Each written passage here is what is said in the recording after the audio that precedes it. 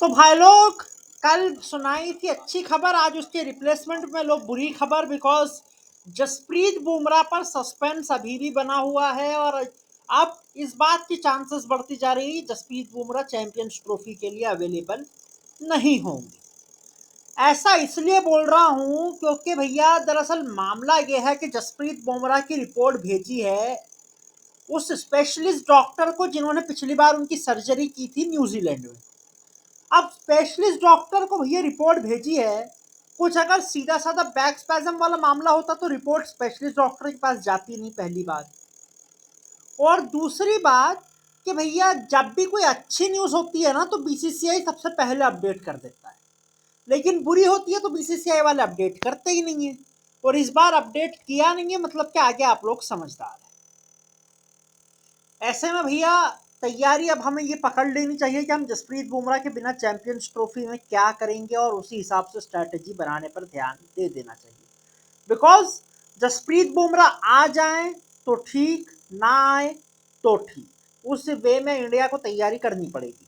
और देखते हैं भैया तैयारी कैसे चलती है, लेकिन अभी के लिए तो ये मामला तय है कि जसप्रीत बुमराह का जो है इंजरी का मामला थोड़ा सा तो तूल पकड़ेगा और बुमराह का मामला पहले जैसा लग रहा था वैसा नहीं है, अब थोड़ा सा सीरियस है। अगर ग्रेड 1 टियर भी होता है, छोटा सा भी कुछ होता है, तो 4 महीने के लिए जसप्रीत बुमराह बाहर हो जाता है, मतलब कि आपका चैंपियंस ट्रॉफी भी गया और आईपीएल भी गया। और अगर उससे थोड़ा सा भी हल्का फुल्का मामला है तो मुंबई इंडियंस रिस्क नहीं करेगी उनके सबसे बड़े स्टार को। वो चाहेंगे कि भैया बुमराह का जो है कुछ भी करवाओ, चैंपियंस ट्रॉफी से बाहर करवाओ, आईपीएल में भले वापसी करवा देना। बिकॉज उनका तो पूरा कैंपेन ही डिरेल हो जाता है बिना जसप्रीत बुमराह के।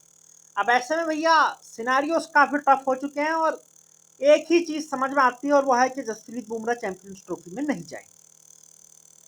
अब भैया मेरी तो एक ही रिक्वेस्ट है, अगर बुमराह नहीं जा रहे तो कम से कम श्रीलंका को ही बुला लो। 8 टीम का टूर्नामेंट है, 9 टीम का कर दो।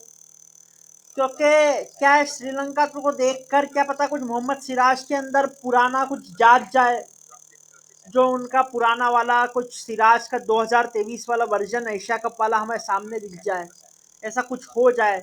सो उस हिसाब से मैं बोल रहा हूँ कि यार बुमराह को हटा रहे हो तो सिराज मियाँ को टीम में तो डालना ही पड़ेगा, तो इसलिए कुछ कर लो, श्रीलंका को बुला लो ताकि कम से कम एक मैच में तो सिराज विकेट लेंगे।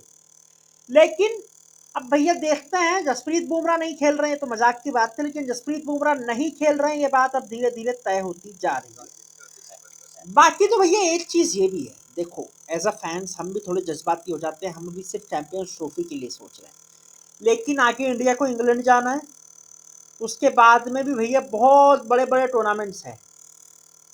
इसलिए हम ये तो कतई नहीं चाहेंगे कि जसप्रीत बुमराह जो है ये टूर्नामेंट खेल ले, चैंपियंस ट्रॉफी खेल ले और जो है चैंपियंस ट्रॉफी के बाद में वो लंबे इतने इंजर्ड हो जाए कि उसके बाद में भैया लंबे समय तक वो वापसी ना कर पाए। तो साल भर जसप्रीत बुमराह के बिना खेलने से अच्छा है कि एक चैंपियंस ट्रॉफी जसप्रीत बुमराह के बिना खेल ली जाए। सो अब तक मामला यही लग रहे हैं, जो बड़े बड़े न्यूज आउटलेट्स हैं वो भी यही रिपोर्ट कर रहे हैं कि जसप्रीत बुमराह चैंपियंस ट्रॉफी में नहीं रहेंगे और उनका जो है वहां खेलना थोड़ा सा तो मुश्किल हो जाएगा।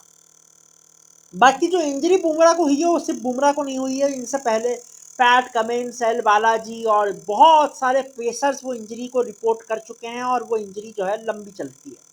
बैक स्पैजम्स दिखते हैं, लेकिन बैक स्पैजम्स कब स्ट्रेस फ्रैक्चर में बदल जाते हैं आपको पता नहीं चलता, और स्ट्रेस फ्रैक्चर तो आपको पता ही है कि लंबा मामला है।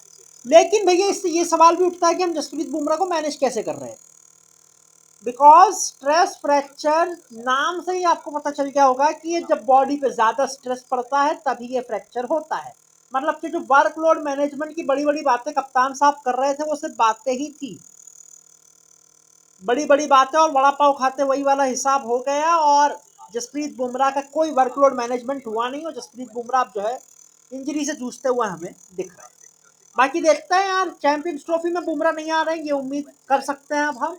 और अब तो बस यही उम्मीद है कि कम से कम शमी भाई पर ही कोई पॉजिटिव अपडेट आ जाए। बाकी लाइक कीजिए, शेयर कीजिए, सब्सक्राइब कीजिए, नोटिफिकेशन बेल आइकन दबा दीजिए।